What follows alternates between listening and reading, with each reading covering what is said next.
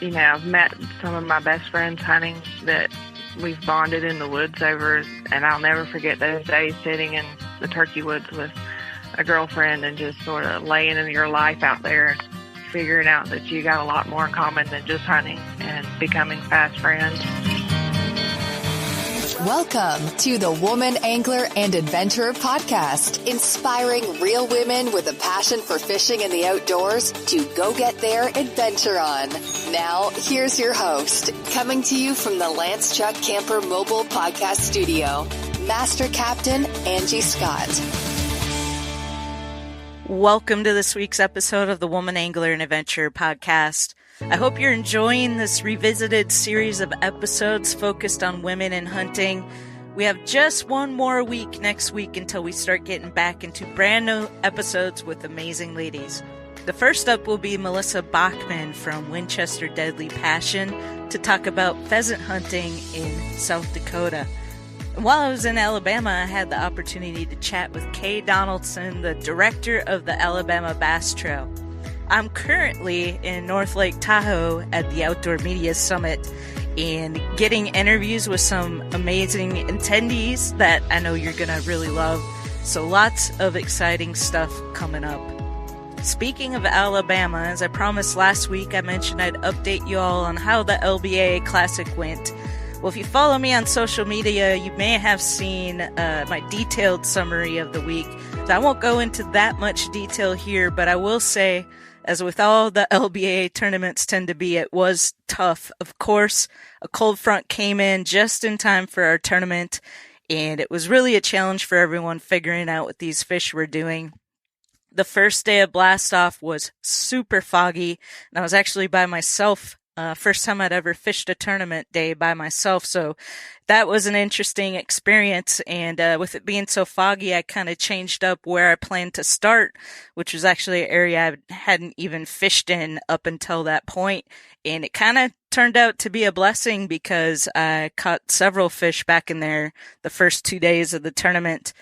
So the first day I was only able to find 3 keepers, but on days 2 and 3 I brought in limits. They just weren't quite big enough fish to get me up high enough in the standings to cash a check. But I did end up finishing in 9th place, which is an improvement upon my finish from last year's Classic, which was 12th place. So I'm happy with that. And I want to say congratulations to the winners, Pam Martin-Wells on the pro side, who had a colossal day 1. And on the co-side, Diana Ebelhawk. So congratulations, ladies, and can't wait to see what the future holds. If you do want to see the details on my week, you can go to my Facebook profile and scroll down a few posts, but I'll also put a link to that post in the show notes for this episode as well. All right, without further ado, this week's throwback is to my conversation with one of my favorite people, Amy Ray. Amy leads up Sisterhood of the Outdoors. And I know you're going to enjoy this throwback to Amy. Enjoy.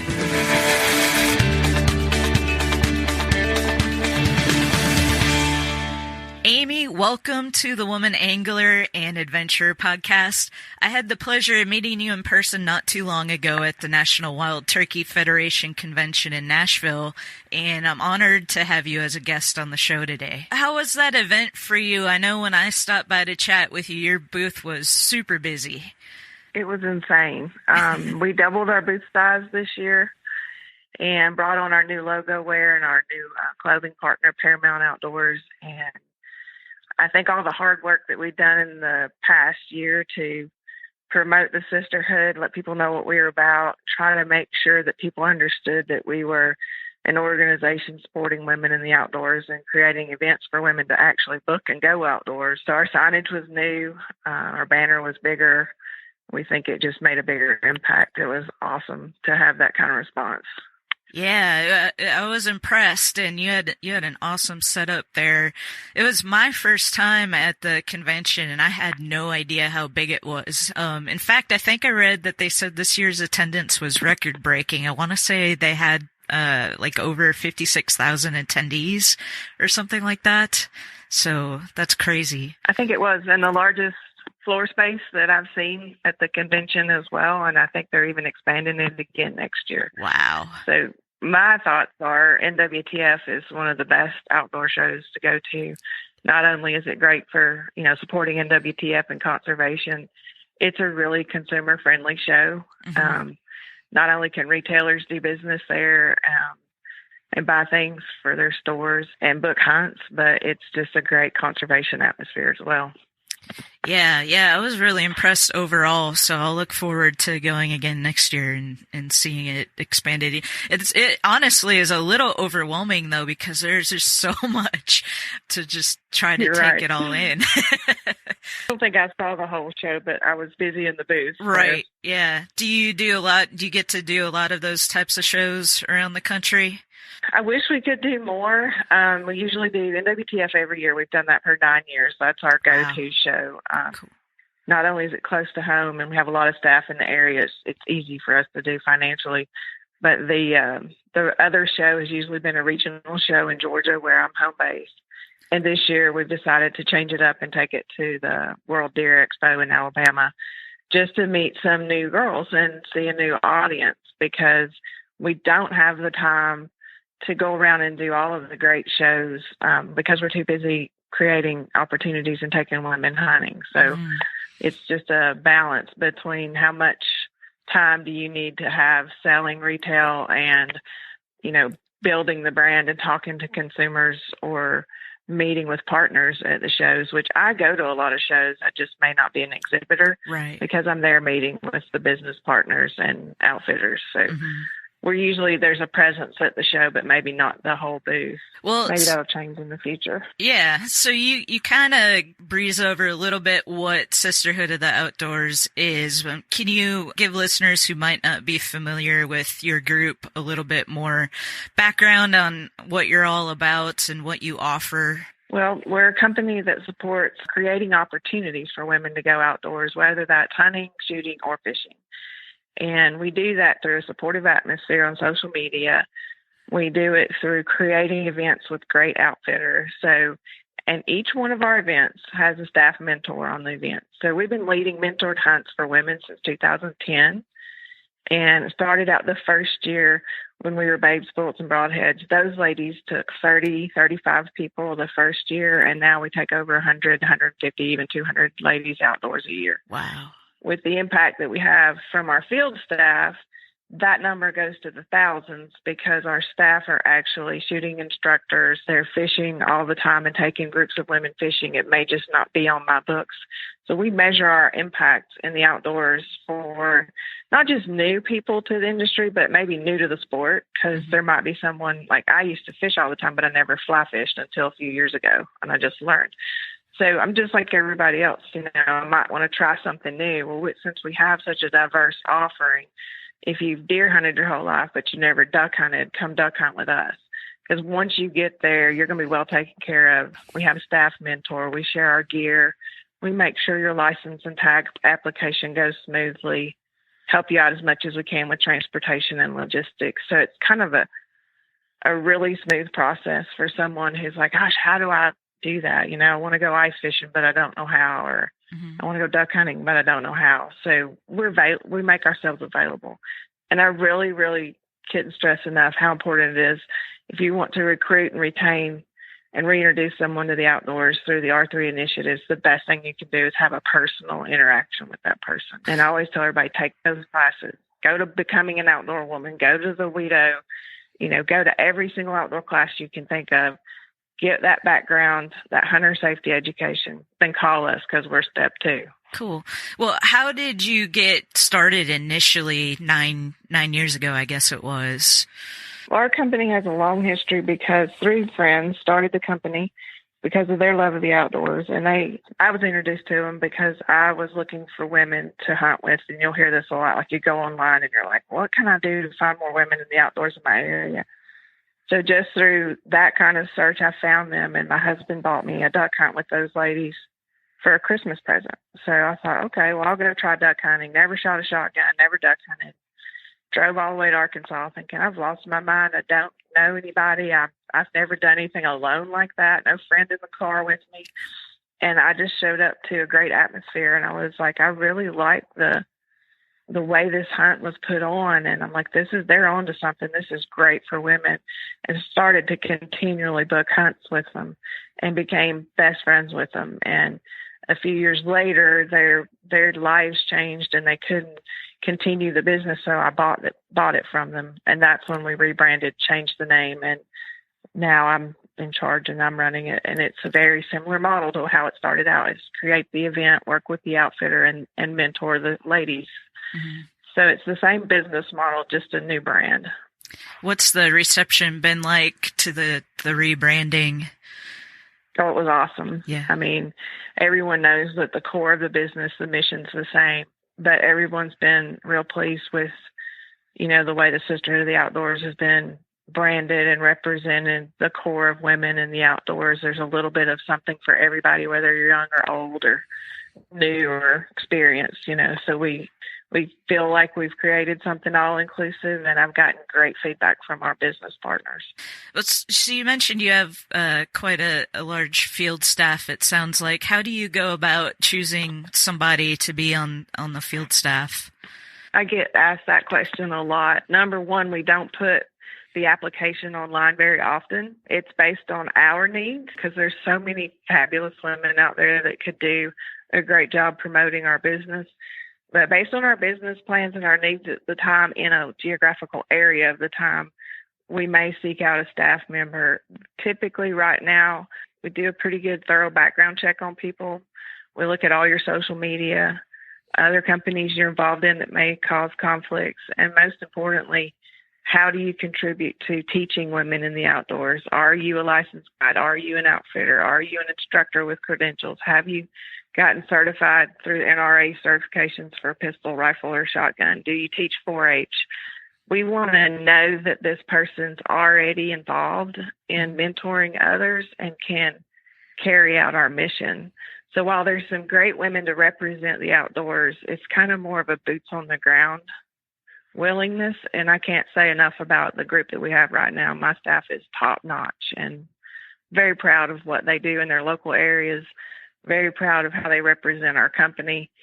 And so we don't take applications. A lot of times we'll handpick you. It's kind of an honor to be on our staff. Yeah, it sounds like it. What does a field staff person get out of being involved with Sisterhood of the Outdoors? Well, first and foremost, they're not in it because they want to be Insta-famous. I know a lot of people would cringe when I said that, but it's not about what I can do for you to make you my staff member. These girls really do it because their heart's in it. They do it because they love it. They get to utilize our avenues for outfitters to create their dream trips and go on their dream trips. So they have access to other activities in the outdoors that we might get invited to. We have relationships with business partners that might get them, gear or discounts on products if they need it. We try to make sure our staff have everything they need. So it's just, it's all about giving. It's not about what we can do for you. Well, so what could a person expect? Can you kind of give an example maybe of a certain outing or trip and what somebody might be able to expect if they signed up or were involved in that? Well, as soon as you sign up for our event, you're just going to pay a deposit. That's one thing we try to do is break up payments. So we do a non-refundable deposit to hold your spot because our bookings go fast. And we have an inventory situation on our website so we don't overbook. So you can't book something that's sold out. Mm-hmm. So that if it goes fast, you got to get in and get one of the inventory spots. Then the next thing will happen is you'll see I'll invoice you for the rest and allow for partial payments. And what that does is you'll either see from us like a guide to pay this, then pay, a few months later, pay this much. And then by this date, you have to be paid in full because we pay all of our outfitters in full before we go. So usually you're done paying for your trip a week or a month before your actual departure date. But once that's taken care of, you're invited by the staff host and myself. I'm usually the moderator on all the sites to a private event page on Facebook. And in that private event page is where you're going to meet the other women that are going to be involved in your trip. So that's a great place to ask questions. We keep it private so that there's no fear of asking a dumb question because we want to answer all your questions. And believe me, we've heard every question you could possibly think of, and we've answered it with kindness. So that's where you're going to see what your arrival dates, departure dates, what kind of accommodations. Do you need to carpool? Do you need to rent a car? Are you landing at the airport at the same time as this girl or that girl? Like, it's so good to help, so you're not like totally on your own. And you can share expenses when you're trying to arrange to get to your hunt. And then they'll also tell you about your hunt. So now this is going to be where this is the type of clothes you need to wear. This is the type of boots you need. Here's the licensing information. Be sure and purchase this, and that conservation stamp is required, or, whatever those requirements might be. And just get you fully prepared. And then it's kind of really great because you feel like you may have met these people before you actually meet them in person, because that's what social media can do if you use it properly. Yeah, that's really cool. I like that you do that. It's kind of cool. Yeah, that's a really neat idea. And that way I have one place. This episode is brought to you by AFCO. Family owned and operated, AFCO fishing apparel and tackle are designed to handle the harshest elements and help you weather any day on the water. From the freezing temperatures in Michigan's Upper Peninsula to the blazing humidity of summer in Costa Rica, our products are built to handle the extreme. We're proud of customer stories of the 20-plus year life cycle of many products we manufacture. Visit AFCO.com. That's AFTCO.com. for on-the-water performance gear. To tell everybody, here's the license. Click here for the link. Here's, and we do cell phone numbers in the private area, and we do like group messages. So that's the big text message going on the day you leave. But it makes women feel well taken care of, all questions answered, and well prepared too, because most of the time, especially now this far in our business, someone on our staff has probably already done that hunt before and can really answer all the questions. So if we don't, we just reach out to our outfitters. So you get them all prepared for the event, and then they show up. I imagine every event is a little different just based on what it is and what you're going to be doing. But walk us through just kind of an example of a type of event and what people actually experience. Well, usually it's full of excitement when the women finally all get there, and hopefully everyone gets there safe and sound and nobody's flights or delays. We have always had to deal with, waiting on one last girl to get there. But as soon as everybody shows up, it's just immediate camaraderie and excitement and sharing stories, because usually a lot of times there'll be one or two ladies on the hunt that have hunted together before, because we have a lot of repeat bookers. So that's always fun to have like your one trip a year that you get to go with your friend Kim, or I know my friend Raquel hunts with me some, and I love to have another event with her when she books. And usually the first night is all about business, sign waivers, answer questions, figure out what the next meal is. What do I need to pack for the trip? If it's, the pack trip in Wyoming is a complicated event, but we're very good at it. So we can tell you what your bags need to weigh. You have to, have your duffels weigh 20 pounds a piece, and they don't mean 25, they mean 20, and it has to be even. So we work on things like that. We also do a license check and make sure everyone has the proper license and hunter safety situation so that we're completely legal to hunt wherever we're hunting. We have to take care of those issues. We take care of them the night before, and then depending on what kind of hunt it is, you get up early in the morning, just like any hunt. I always get teased because I'm the one that they say gets up early and plugs the sun in for everybody, because I'm usually up at 4 and I'm making coffee and I just can't wait, So then usually we're taking to our stands or out with our guides or to the duck blind or goose blind or whatever it may be. And, that's usually an early morning situation. And depending on what type of hunt it is, we'll come in for lunch, where maybe we'll eat lunch afield and go back out in the afternoon or finish for the day. And it's always great to have that campfire camaraderie, although I'm asleep most of the time when that happens. I find that there's women that we may have somebody who's missed an animal, or we had to track one, or, they didn't see anything and their spirits are down. But it's great when you have that supportive environment. So, hey, you got this. Tomorrow will be your day, or here, let's work on your gun some more and see what's wrong with your shooting, or let me help you with your bow. I mean, those kind of things happen all the time during a hunt, and we're prepared to help you with that. That's why we have a staff member there. And we try to go that extra mile to make you feel successful, but we all know that it's hunting, and we can't control the animals and the weather. And terrible things happen, but it's still a hunt and it's enjoyable to be out there. It sounds like a great time. Now that you've been doing this for a while, are there any real special moments or memories that really stand out from one of these trips, or just an experience that keeps you doing what you're doing? There's so many. Yeah. There's so many. You know, I've met some of my best friends hunting that we've bonded in the woods over, and I'll never forget those days sitting in the turkey woods with a girlfriend and just sort of laying in your life out there and figuring out that you got a lot more in common than just hunting and becoming fast friends. I can remember being there for a first duck more than once or twice, and one lady, I'm a widow. My first husband passed away, and I'm remarried. So I kind of get that feeling, but she called me and she said, I don't know if I should duck hunt with you because I've never duck hunted. I've never shot a shotgun, but I've done this backwards. She said, I have a duck dog, and he's a very good duck dog, but I don't know how to hunt ducks. But her husband left her a lab, and she didn't know that he was training him or how far along he was in his training or what his situation was for duck hunting, but her husband had duck hunted.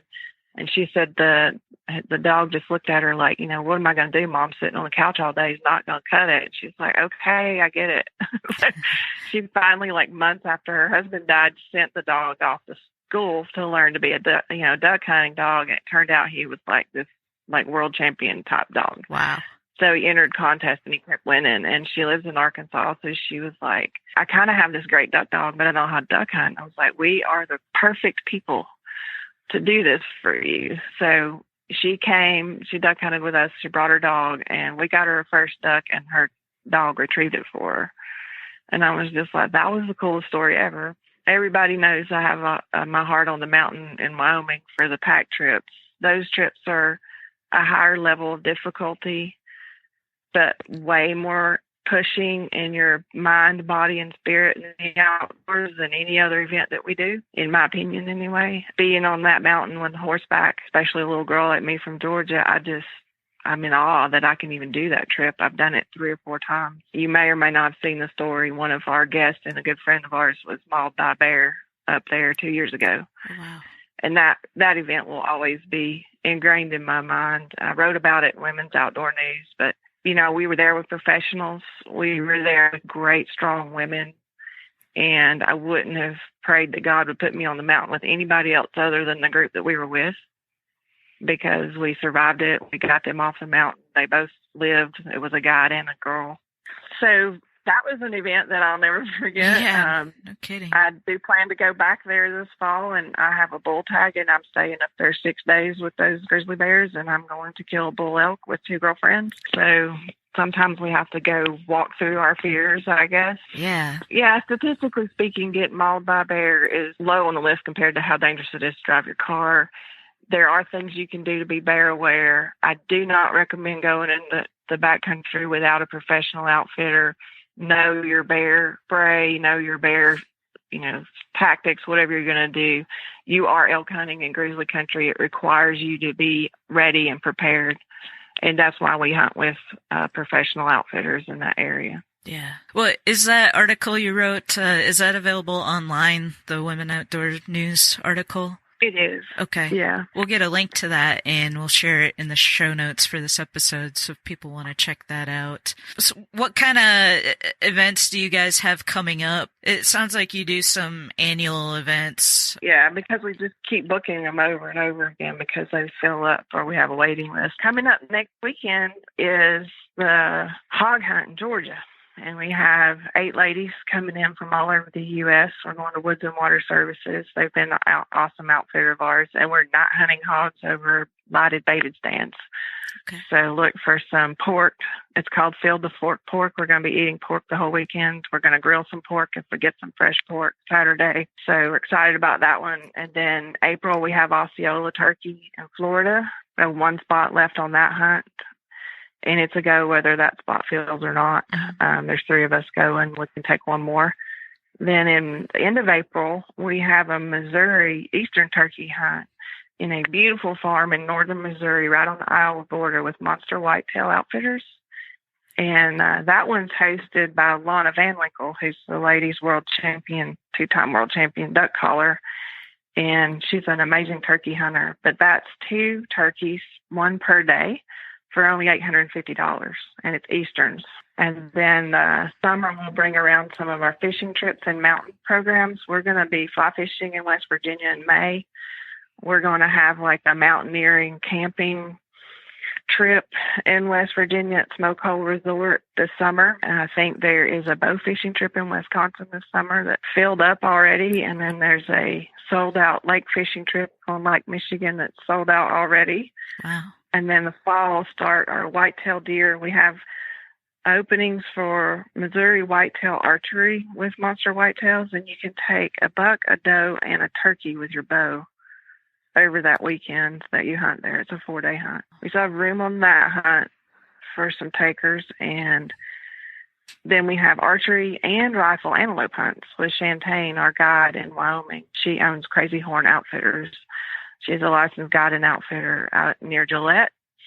So there's room on both of those hunts. And then the mule deer sold out. The cow elk pack trip sold out. And then we still have room on our Sika archery deer hunt, which is in Dorchester, Maryland. And a little bit of room, I think, left on one of the Alberta, Canada waterfowl hunts. And then we'll populate more waterfowl hunts. They're not added to the books yet. So keep checking back for more waterfowl hunts because we'll do more in December, January. Wow, it sounds like They're you busy. Yeah, you guys are really busy. That's awesome.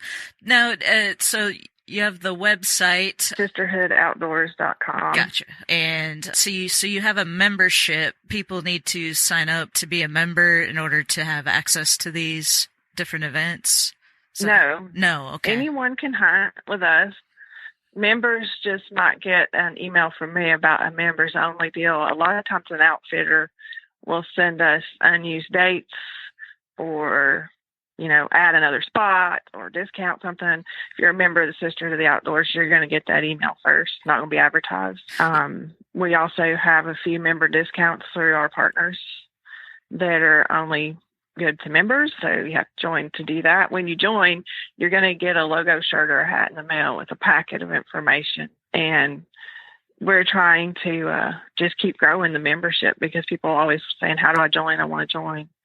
And, the more we join together, the more say we have in the industry as well. So it's important to have that audience. Yeah, and it looks like it's only $45 for the entire year. So it seems like that probably pays for itself. Yeah, it's an annual subscription. Yeah, and you're going to get some discounts in your packet that you're getting in the mail. It's about worth half that. So yeah, you're good. And we just want those members to help us and promote us and, join in on the fun, more importantly, because it's just so fun what we do. Well, I thank you for doing what you do. And I know, the industry is definitely starting to notice the growing female involvement in hunting and fishing and other outdoor activities. So it feels good that the tide is slowly starting to shift. And I think the more that people like your organization and some others out there just all kind of band together, the bigger impact we're going to keep making. So yeah, I really appreciate what you do. And, maybe someday, we could partner together on some events, we're just kind of now starting to get involved. We have a Cape Cod fishing trip that we're planning, as kind of, to be a sponsor of this fall. And so as we get more into that, it would be really fun if we could do some stuff together somewhere down the line. So I'm always open to new ideas and proposals. So. Yeah. Awesome. Especially if it involves getting some more women outdoors. I do want to say one thing. We what we pride ourselves on in my staff is diversity and the representation, not only geographical, but in skill level. And we do have some new younger hunters on our staff because we need their perspective. And then we have some people who are, retirement age and have a lifetime of experience hunting. And that just brings everything to the table for us. So I value so much when I ask a question about what do you think about this in the outdoors or this law or this trip or this conservation effort. Then I get so many great perspectives and it just really helps our business. And it keeps me humble and it keeps us ready to grow. And I think what you said, like more women are definitely outdoors I love the progress that's being made. And I would say that I'm surrounded by powerful women all the time, and I love it. Like they're very, the industry is very good to each other when you don't compete, when you share the same attitudes and the same desires and goals. And we can all work together and partner. There's nothing I like more than doing that.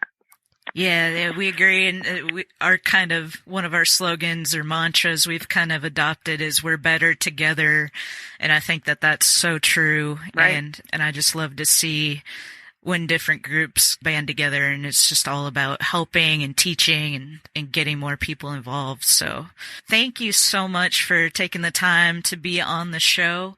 We'll stay in touch, and maybe we'll have you back on at some point again. Okay. Thank you once again. Appreciate it very much.